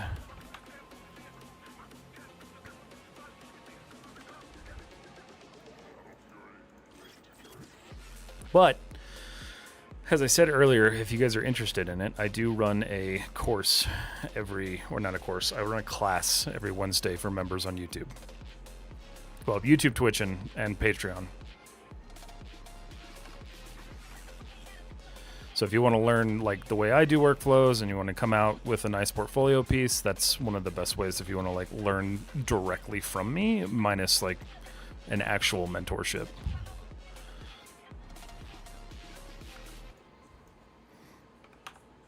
I love that all of you have been watching me just like dick around with the same piece for like the last hour and a half. It's so funny. Let's see. You've already showed... Let's see. I just commented on that post on IG. It's like Linux and the hot menus in Maya spoil us. Yeah, they do. They really do. And I'm really bad at using the hot menus too, so... That should tell you something. How do you manage work-life balance? I don't really have much of that. I don't know. I mean, I just make time for stuff that I want to do. Like, if I I'm the kind of person where like I do need breaks and like I do spend time like relaxing away, and I'll make time for that. But I am always thinking about like this. I'm always thinking about this work. I don't think about my normal work, but I'm always thinking about this work and like how I can teach people, how I can work with people, all that jazz. I'm always thinking about that, and I'm really not understanding what's happening here.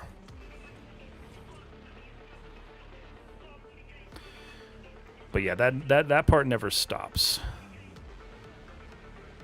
I see. It kind of comes with the territory, though, of like doing social media stuff. Like, you never really get to stop thinking about it necessarily. What the fuck are you? Oh. Man, I don't know how I did this, guys. I promise I do actually like know what I'm doing. It's just when I go live, my brain's just out the door. I used to get really self-conscious about that too, because I'm like, oh god, these people are gonna think I'm an idiot, but like, I'm not an idiot. I can do this stuff. But when you live stream, your brain just shuts off. Let's see. When you use UDIMs, you have to have more resolution for the important parts of the model. Exactly. That's why I love them. In my head, this song. I need to remove this song from this loop because it's copyrighted and it gets me in trouble on YouTube. In your head, I just assumed 3 separate UV tiles he spread across would cross over into substance. Then I wondered if it would make 3 separate materials. No. So the materials you kind of set up, like, right, with Substance Painter, you set them up with, like, your base, like, Lambert-Mintz shaders. So you kind of play with that on your own and set that up. The UDIM tiles themselves don't necessarily create separate shaders. What I'm wondering now, I'm wondering what it looks like set up in UE. It's a pain in the ass. So this project, this is Unreal Engine. This was also UDIMs. I learned a lot on this process. I do not like Unreal's texture management, material management stuff. Very cool to work with, and it's very weird seeing this relatively high poly model functioning properly in Unreal Engine, but there you go. That was the UDIM setup for the alien in Unreal. If you enable UDIMs in Substance Painter, you only get the first, like, if you don't... Oh, yeah. Also, triangles are your friends in box modeling. They are, for sure. Let's see. I use triangles all over the place. I don't know why people demonize them so much. Is UDIMs made in a different software? Is that Maya? No, Maya lets you do it. It's just UV space. So, like, all you do is, like, if you're building your UVs out in Maya, all you're doing is filling out these separate tiles. I know they're kind of hard to see in Maya. I really don't like Maya's UV editor. I wish they would make it better. But you can see, like, each one of these tiles, right? These are all just UDIM tiles. So you can technically infinitely do them. Let's see. What made you get yourself into content creation? Ooh, that's a good question. I've actually been trying to do content creation for a long time. A lot of you guys don't know this, but I used to do daily vlogs. That didn't work.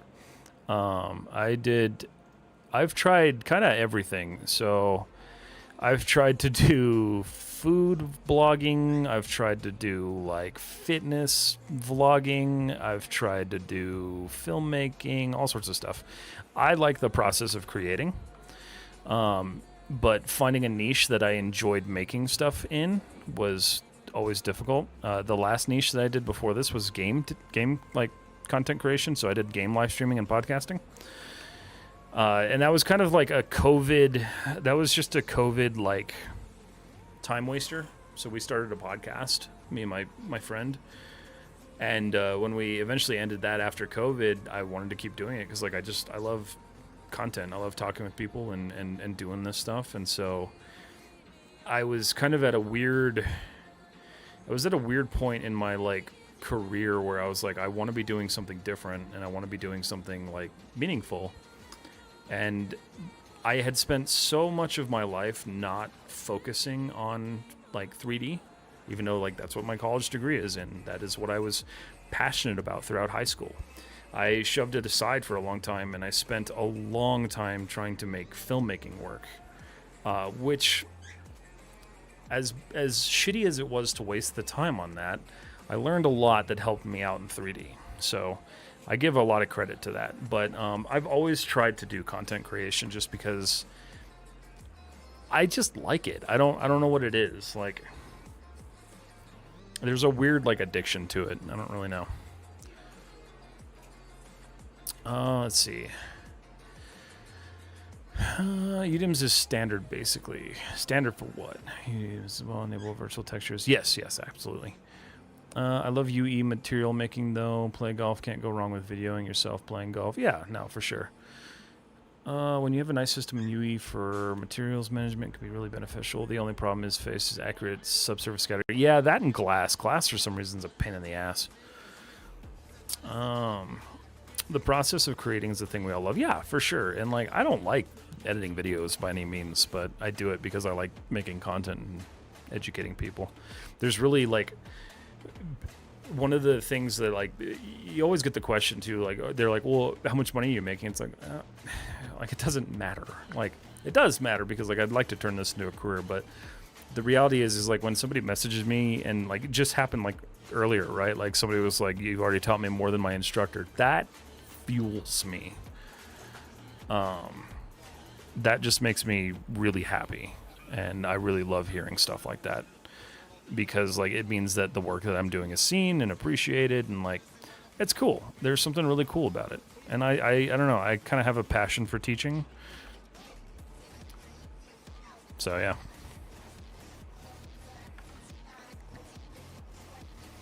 As respect to Marmoset Toolbag, that thing renders so well. I would like to play with Marmoset. I have a better GPU now, so I probably can. I've gotten so, like, I've gotten so comfortable with Arnold now that, like, I don't want to go back. Arnold is actually a really robust renderer if you've ever, like, if you guys decide to play with it. There's quite a bit it can do. Except for caustics. It can't do caustics, and I still don't understand that. You'll love it. It's so easy and so fast. Yeah, I know. Well, I played with it too. So when I was doing, what project was it that I tried to do in Marmoset? I think, which one did I try to do in Marmoset? I think it was the minigun. Yeah, so it was this project. This is the one that I tried to do. And see you later, Chris. Yeah, I tried to do this one in Marmoset, and I kept running into VRAM issues because my GPU did not have enough VRAM for it. I was trying to load a lot of texture into a scene that just would not have it. Now I can do it, but yeah, I ended up having to pull this back over into Maya. I need to redo the renderings on this because, like, they are not up to par anymore. I actually despise these renders. Arnold's a beaut, but it's slow. It got faster. So the only reason that I'm using Maya 2027 is because the updated version of Arnold that comes with it is much faster. They added DLSS to it, so it works a lot better. Still looks pretty good. It looks all right. It's good. It's just I want it to look better, but I feel like that about most of my projects. So I guess it's probably a personal issue. Are UDIMs more resource efficient? No, not at all. If anything, they're more costly because your machine has to do the extra calculation of restitching everything back together. So I'll show you an example. Yeah, it's for sure for quality. So if I'll show you a quick example. Let me save this because I haven't saved this at all. Not that I've accomplished anything. So if I import just a random texture map that I've got from Substance, we'll go here, just call it test. Oh, no, hold on. Let me add from files. So let's go look at, what do I still have in here? Have I done any of these? These haven't been textured. I'm going to go in my 2025 folder. No, not that. 2026 folder. So we'll go to Interceptor, and I'll just load in some of the textures from that one. So if I go, if I go to Source Images, and we'll just pull Cockpit Textures. So we're gonna grab this first chunk, misc. Okay, so you can see how many texture files there are for this like miscellaneous thing. So this is all of the individual UDIM tiles. So I'm using a different shader, like speed shader plugin. This one's actually developed by somebody in the community, Tamuzu, but it's the same concept as like the Substance Painter one. So if I select those, it's going to automatically give me all the maps that I've imported. And so you can see it only imports 4 maps. And so if I build that shader out now, and I go into my attribute editor, after, oh, those are 8K textures. Hold on a second. Let me just open up Hypershade, actually. So if I go, whoa, hi. Hold on a second. Delete unused nodes.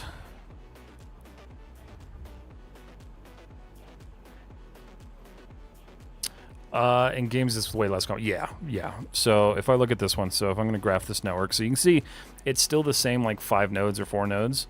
But if you click on them, you can see how it has this UDIM tiling mode. So these are running in Mari, which Mari just kind of set the standard for UDIMs. I think they're the ones that developed it.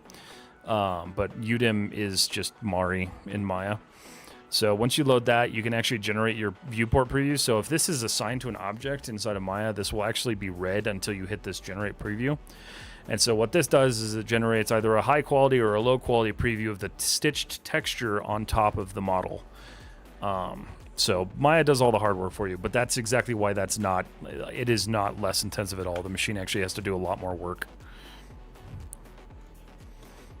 But it just looks pretty. I mean, like, you get so much detail out of them. They're just really clean.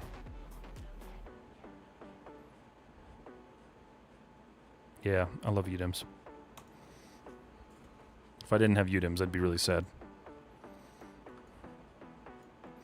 Alright, so I think I have finally gotten this to where I want it to be. It took an entire fucking stream to do it, but here we are. Okay. Get more textile density. Exactly. I mean, that's the reason for it, right? Like, that's why we do it. It's just the textile density. It's not really about, like... It's not about making, like, the most cumbersome map to render at all. It's just really about getting as much detail as possible, because you can... You're technically... If you want to think about it in, like, terms of, like, how it works, you're taking what would be a 4K map and making it, if you had 4 tiles, a 16K map, or, you know, vice versa. So, like... You're technically giving yourself so much more resolution to work with. It's really just a game changer. Never really touched Hypershade, just always exported straight into Substance and straight to Engine. Yeah, a lot of people don't touch it. A lot of people are actually afraid of it too. Which I think is funny, because it's not that bad. It is a little rough. But it's one of the subjects I like teaching, because so many people are like afraid of it for some reason. And I think it's just because it's like node-based. Like, a lot of people don't like node-based things. And so, especially, like, if you have, like, a background like me where you do, like, a lot of editing and compositing and stuff, like, node-based isn't that bad. But, for some people, it can be really confusing. Find Your Fate, thank you for the follow on Twitch. It's good to know that that alert is actually still working. We use Gorilla Renderer. Please don't roast me. Dude, I don't even know what that is. What is that?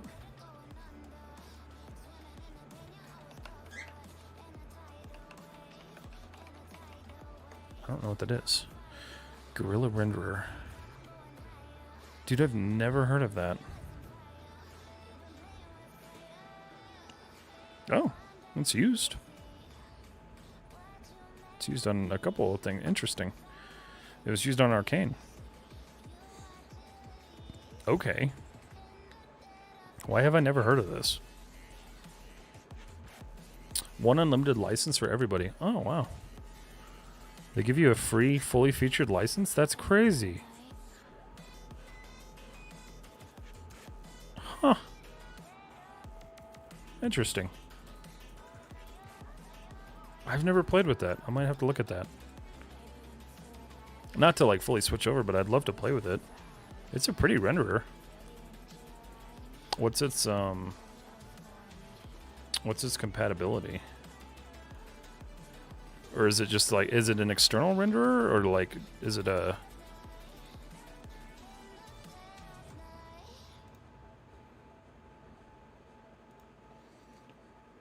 Cryptic learns Gorilla next stream? Oh god. I've learned my lesson on trying to learn shit on stream. I don't like doing it. It stresses me out. It's all external, like Marma said, if you will. Okay, so it works kind of the same way. Interesting. I'm gonna download that and play with that. That's cool. Yeah, I've never heard of that one. Oh my god, there were so many messages on Instagram. Guys, I am so sorry. It stopped scrolling. What's your opinion about AI and 3D artists leaving the industry? It's like I said earlier, I think it's gonna be a pain period for a little while. But it's gonna be tough. Oh, I see Goofer in there. Okay.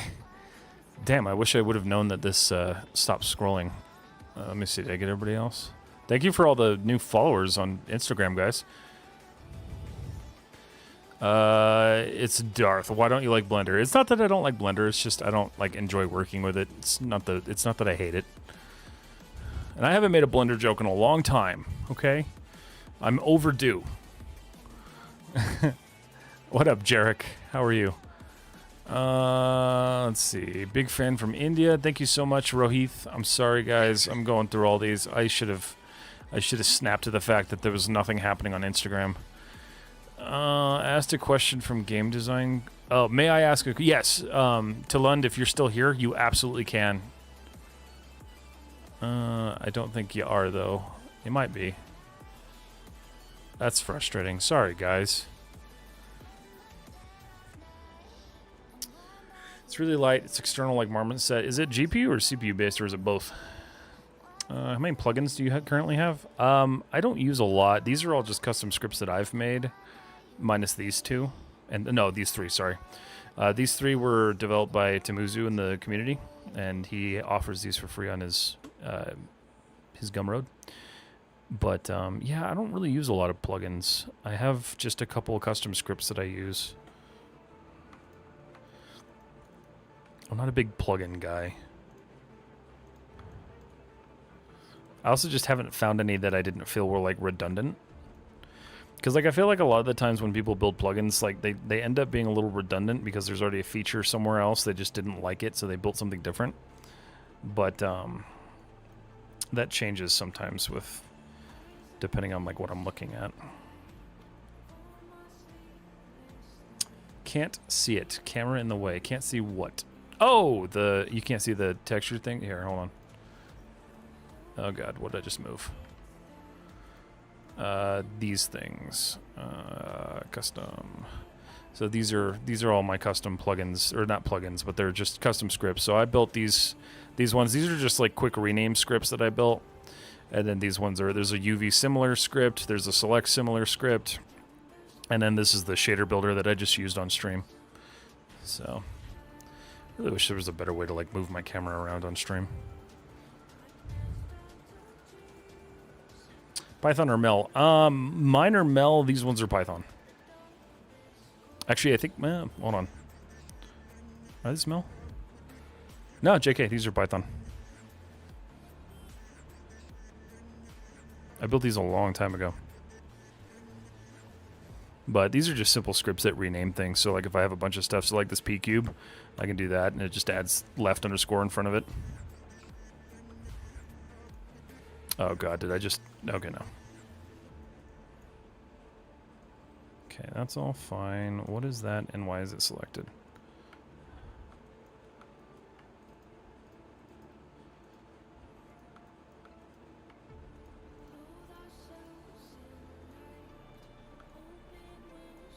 Okay.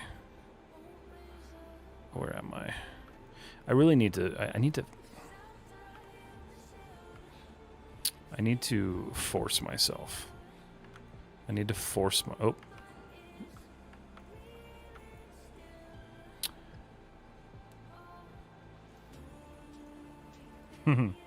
What did I just do?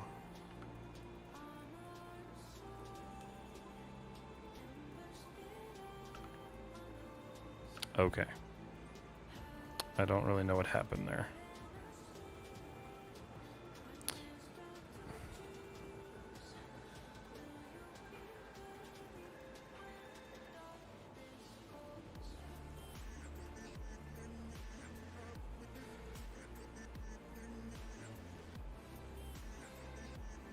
Did I? Oh. Weird. Yeah, it was F. That's... I don't know what happened there. That's odd. Okay, so... Let's see, rough estimate. How quick can you create stuff when you aren't streaming? So when I'm not streaming, I'm actually usually pretty fast, just because like I'm hyper fixated on what I'm doing. So like, what's a good example? So for instance, this project, I did this project in about 2.5 days. So this was everything from blocking out the original concept model, which you can see here. So like this was everything just blocked out, to final texture and render and look dev and everything like that was about 2.5 days, something like that. Yeah,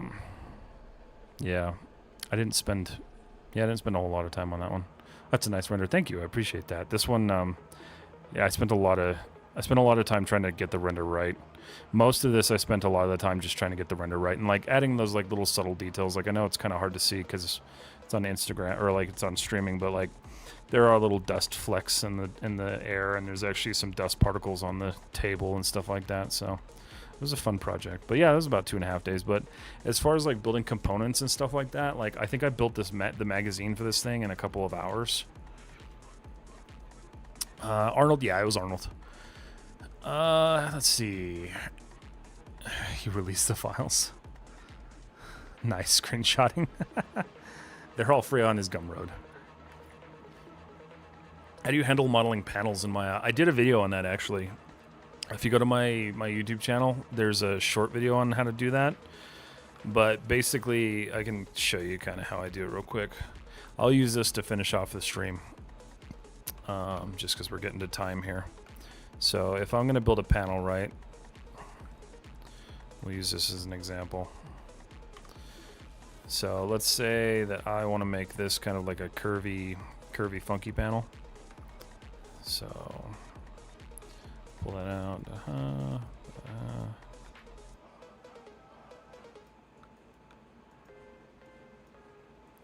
So for something like this, we'll say I want a line here and I want a line here. So generally, I will take the entire object.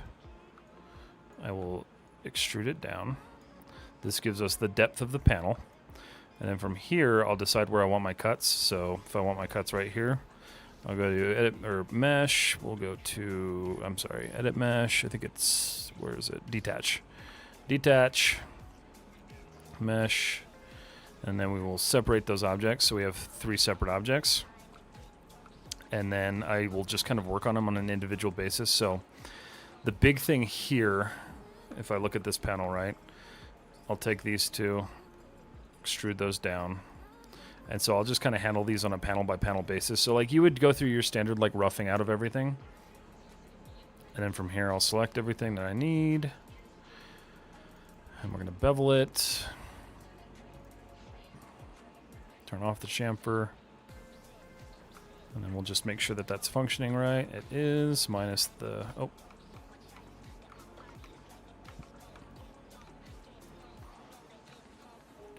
didn't select those, so G, chamfer, pull that in.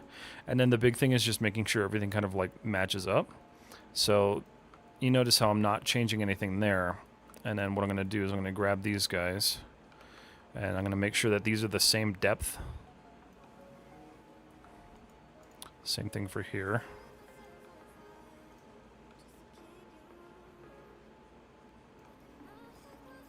And then we'll merge these verts. And we'll do the same kind of selection process. We'll just grab these corners. And then I'll try to match the bevel as best as I can.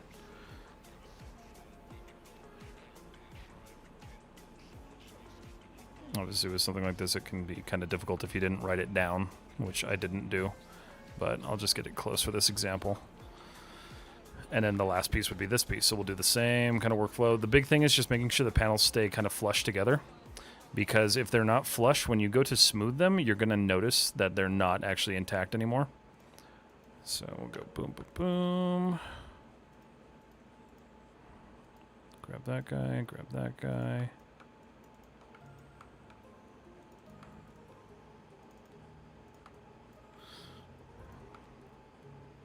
Okay, and then we'll go ahead and just bevel, chamfer. And so now, when we actually take these, I'm just trying to get that as like close as I can. Sure, that works. So now if we take these and go smooth them, you have this natural kind of panel gap.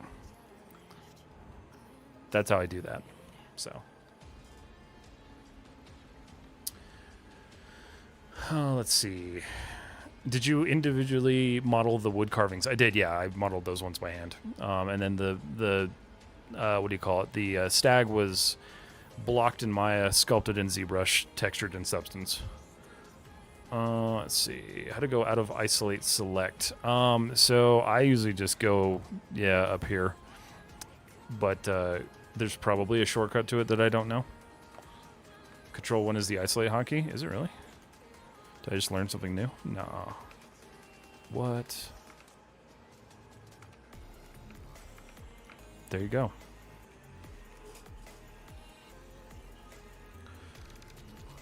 Hold control while download. Yeah, no, for sure I could do that too. But yeah, that's basic. That's in a nutshell how I did my paneling. No way I taught you something. It happens. I'm not a like ultimate expert at this stuff. I don't know everything about it. I know a lot. I'm also really bad at shortcuts, so like you'll have to forgive me there. But obviously this gets a little bit more complicated when you're talking about something like this, because like this sucked beyond, like I can't even explain to you how much this sucked, because these are all individual panels. This was not handled with texturing, so like every single one of these was painstakingly matched together. So it gets much more complicated, but that's the same sort of concept that I go through to build my paneling. So I'll block out the shape, and then I'll go through and I'll cut my panel lines, and I'll build objects from those, and then from there I'll match things up and make sure everything's kind of fitting together. Yeah, that's how I do it. Whether or not that's the right way to do it, that's the only way that I've found that works well. I've also just never really talked to anybody who does this sort of hard surface work, so I'm not really super duper sure. There's a button on top of your SSAO button. Which button? What are you looking for? This one?